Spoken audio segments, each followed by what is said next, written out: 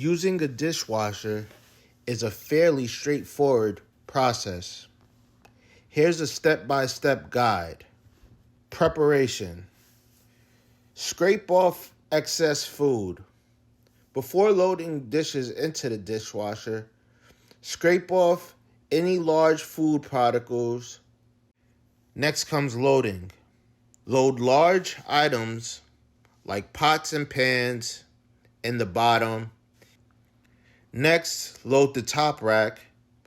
Place glasses, cups, and smaller items. Next, add detergent. Open the detergent dispenser. Fill the detergent dispenser with soap, and then close it. Selecting the wash cycle.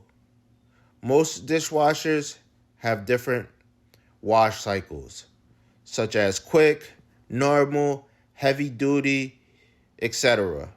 After selecting the wash cycle, start the dishwasher. After about an hour or so, it's time to open up the dishwasher and check on your dishes. Starting with the bottom rack, working your way up to the top rack.